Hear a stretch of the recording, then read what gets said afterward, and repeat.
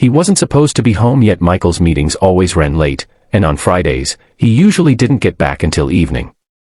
But that day, something felt wrong. A strange heaviness sat in his chest, so he wrapped up early and drove home, thinking he would surprise his wife and spend time with his mother, who had moved in with them just 3 months earlier. But when he opened the door, his heart froze. His mother sat tied to a chair, bruises on her face. His wife sat calmly on the sofa, holding a glass of wine as if nothing had happened. "Michael," she said coldly. "You're home early." His briefcase slipped from his hand. That was the moment everything changed.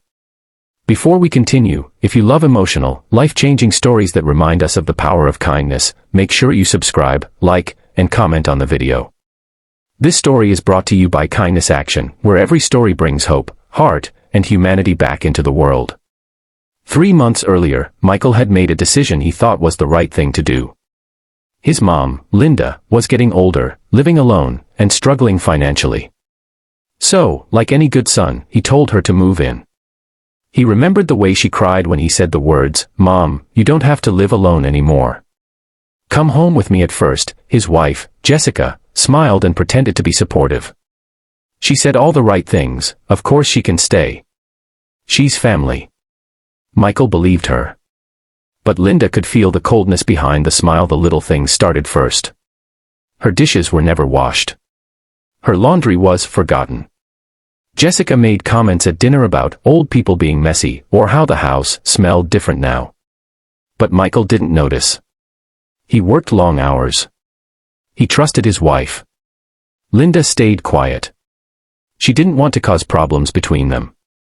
She loved her son too much for that. But life inside the house was changing. Jessica felt threatened. This was her kingdom, her house, her routine, her marriage, and suddenly, his mother was there, taking his attention, changing things.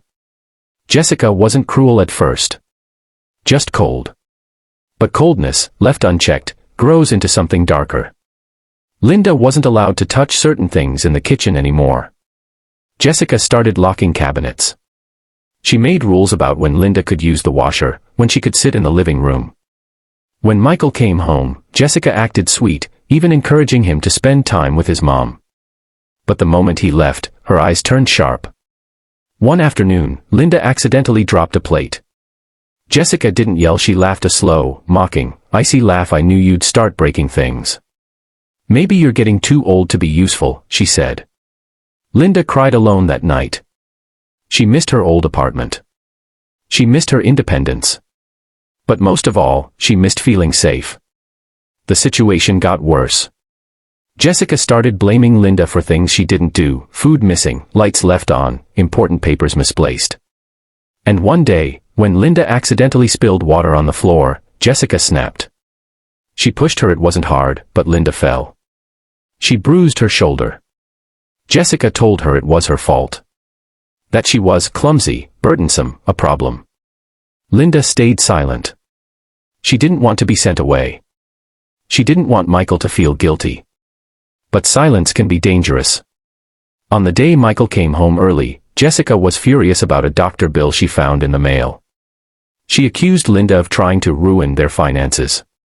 Linda tried to explain, but Jessica's anger, fed by weeks of bitterness, exploded.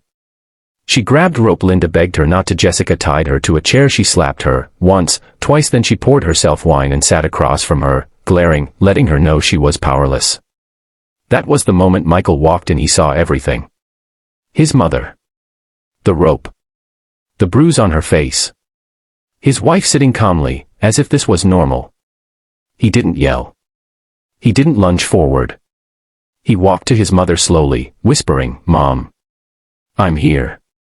His hands trembled as he untied each knot. His mother cried into his shoulder. Jessica began to speak, but he raised a hand. "No," he said quietly. "There is nothing you can say." She tried to blame Linda. Tried to say she did it for the good of the house. But Michael looked at her with a kind of calm that was colder than anger. "You hurt the kindest person I know," he said. "And you expected me not to notice. That is something I can never forgive."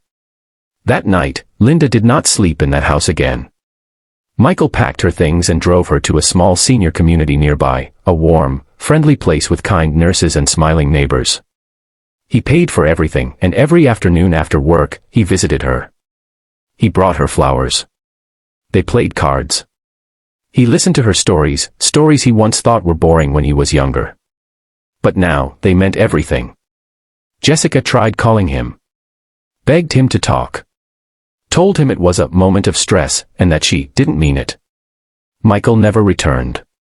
He filed for divorce 2 weeks later. People in the neighborhood whispered that he overreacted. But Michael knew better. Some things you walk away from. Some things you protect forever. And kindness. Kindness is a choice you make, even when it costs you something. Linda lived 5 more beautiful years surrounded by people who cared for her. She never let bitterness win. She always told Michael, "Forgive, but never forget what people are capable of." At her funeral, Michael placed a single white rose on her casket and whispered, "I love you. Thank you for teaching me kindness by being kind." If this story touched your heart, let it remind you of one thing. When we stay silent in the face of cruelty, we become part of it. But when we choose kindness, real kindness, we change lives. Sometimes even save them.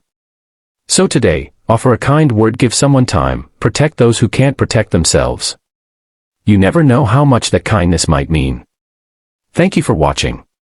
This is Kindness Action, and the world needs more hearts like yours.